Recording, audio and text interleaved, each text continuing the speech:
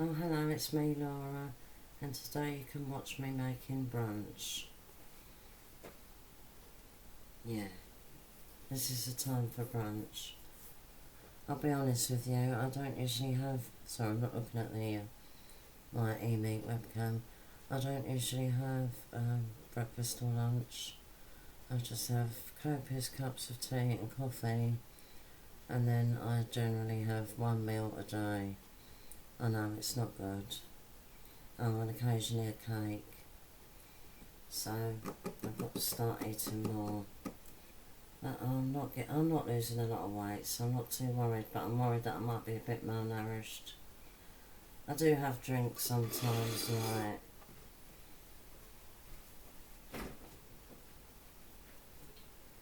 I know it's only a small drink, but a ginger shot, something like that. Or a yoghurt, yeah.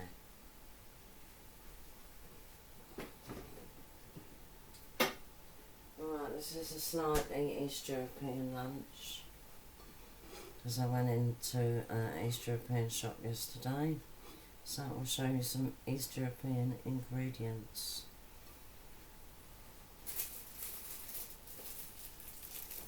I've got some lovely Lithuanian bread.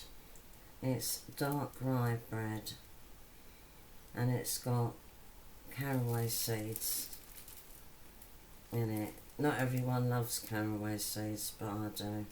I used to hate them as a child, because they used to put them in seed cake. If you're British, do you remember seed cake? And if you're American, do you have seed cake in America? Probably have it. They probably have it in other European countries as well. I don't think you can even buy seed cake in this country anymore. I'll have to look out for it. Right. That's a small bit of bread. As you can see, it's very dark. That's the thinness of it. It's not too thin. I'm not going to make a sandwich with it. It doesn't make good sandwiches. Well, you could put thin slices of ham and cheese, but you'll need butter. Alright. Okay. That's more than enough for me. I don't think I'm going to even eat all of that. Now, I'm just going to put English butter on it. I do sometimes buy Polish butter.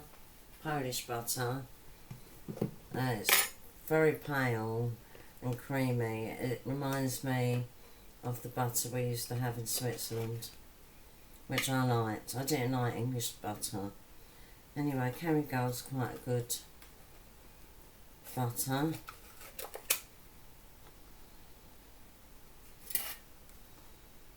It's Irish butter. Oh, it's still a bit hard. But the good thing about this bread, it's solid, so it's not going to break up.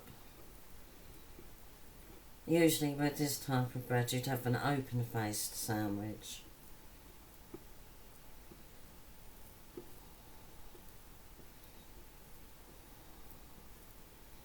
Spread it on. Now do the other one. Well, my daughter might use this butter, so I better be careful. And she's got celiac disease. She can't have rye bread either, or rye, which isn't that common in this country. I think it's becoming more popular. Oh, in medieval times people did eat rye bread in some parts of Britain.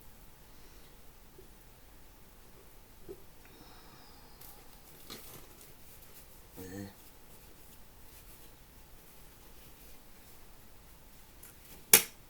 Just put the butter away and the bread over there. Where's the lid?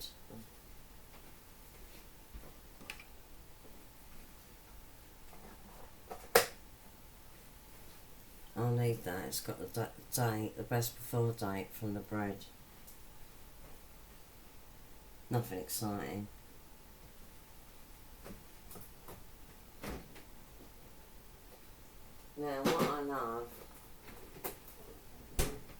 what I love is salads, and I think the Lithuanians do the best salads, freshly made. The only thing is they're very expensive. I'll tell you how much his salad cost.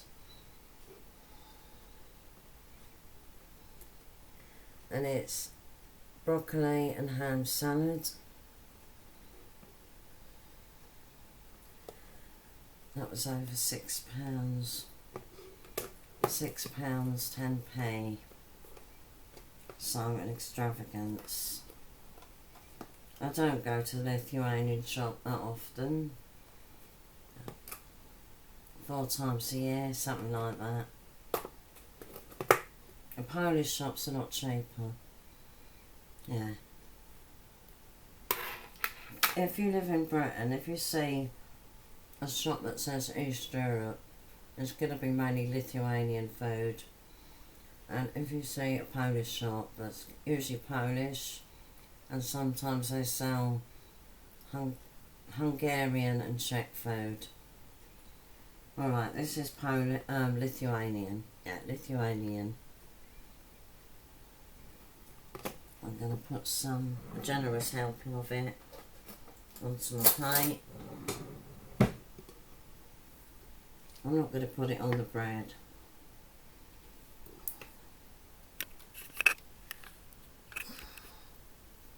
So you can see what I'm doing.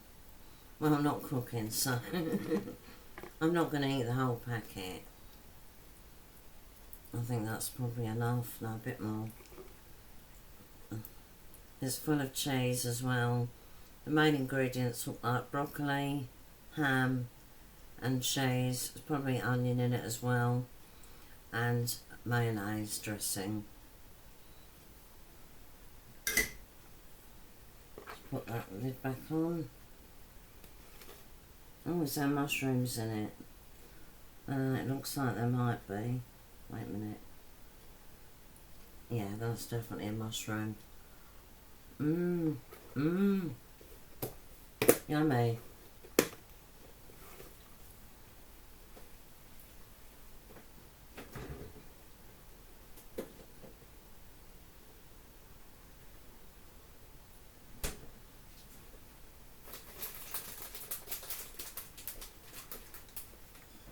This is not going to be part of my brunch.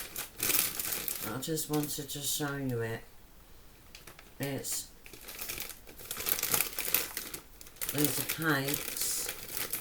I don't know if you call it a cake or a biscuit. It's quite hard, but not too hard.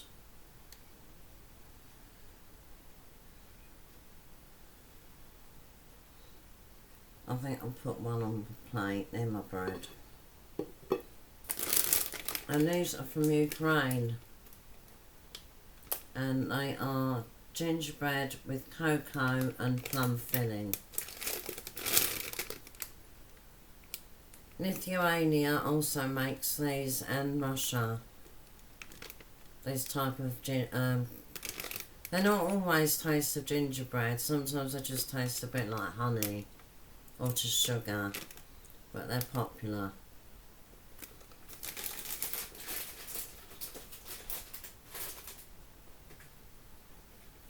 I will not be eating this with my lunch.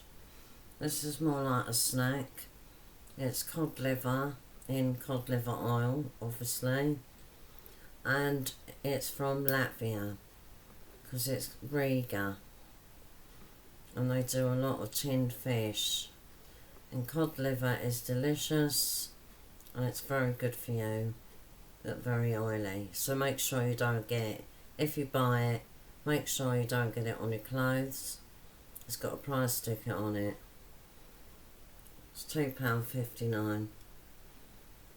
It's not cheap going to East European shop. It's a lot cheaper if you go to the Polish shops. I like a change now and again. And as you know, I love all food.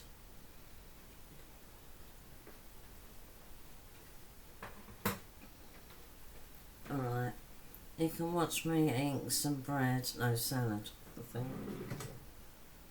Oh, how exciting is that? There you can see my face, my beautiful face. I've got one of my new tops on. That's from a charity shop. Getting some salad on my fork. I'm a bit of a messy eater, to be honest with you. Really crunchy. This isn't keto, by the way.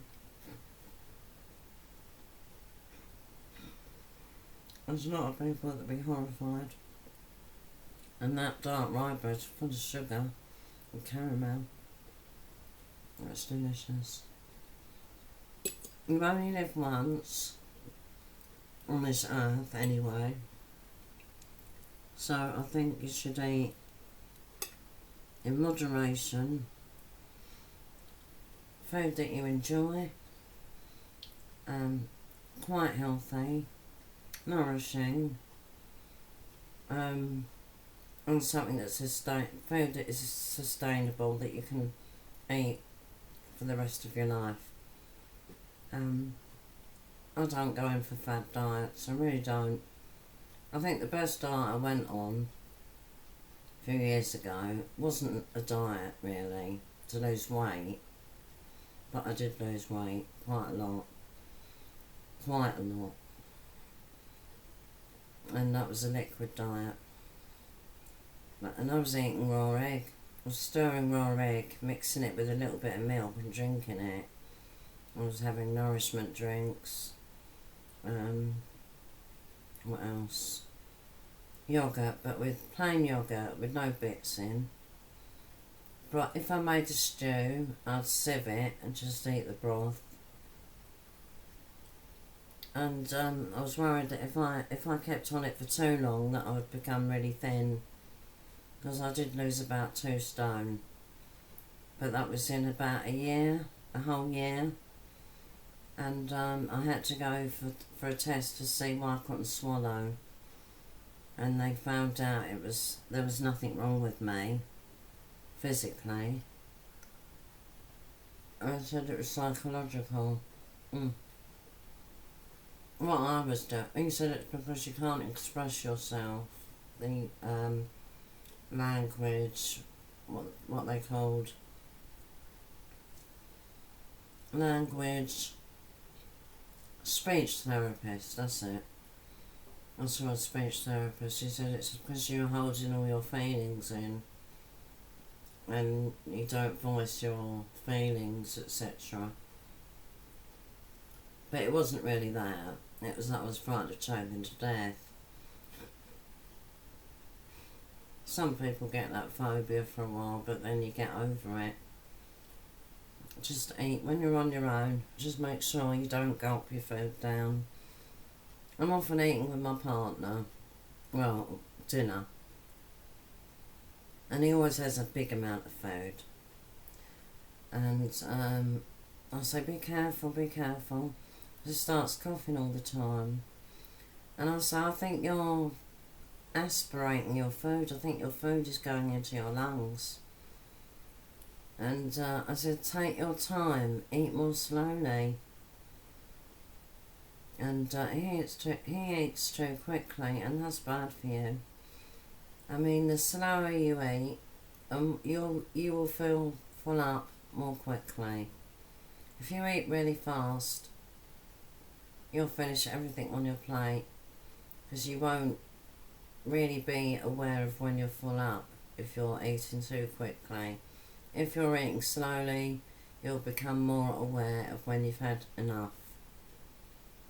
Plus it's safer. Don't swallow food whole, it's ridiculous. Alright, I think I'll end my video there. I hope you enjoyed it. I hope you enjoyed watching me eat. And I know some people do, don't they? They like to watch women eating cakes and things. And you can get paid for doing it as well. But they want you to put masses of fat on your body, so I wouldn't do it. And that's ridiculous. Feeders, they're called, feeders. It's very niche, thank goodness. Oh, there's a mukbang as well. That's highly dangerous too. I think YouTube have banned mukbang challenges, which is where people just stuff themselves with noodles, great big cartons of noodles or sausages, whatever. You know, an enormous amount of food. And there's these thin people doing it as well. They're not always fat or slightly overweight or whatever. Sometimes they're thin. And they just do it for a challenge. It's their hobby. They enter competitions. But it's ridiculous. Some people have choked to death doing it. So I don't think it's just YouTube that's banning it. I think it's other places too. Alright then, I hope you like this video. What do you think of these East European foods then? I know, I just bite into this cake to see what it tastes like. I don't know if it's a biscuit or a cake. I call it a cake. And you see it's got a filling in it. Cocoa and plum. Really nice. If you're British or you're European or I don't know about Northeast Asia whether they have, or any Asian country for that matter, or Africa or anywhere, but if you live in a country that's got, I'm not talking about if you are East European and you live in an East European country, but if you live in a country that's not East European, search out Polish shops and East European shops and you'll find some wonderful new flavours. Give it a go. It will enrich your life. Especially if you can't travel abroad, because maybe you can't afford it, or maybe you don't like flying. You can have a little bit of experience of that country by eating their food. So I think it's good. Bye.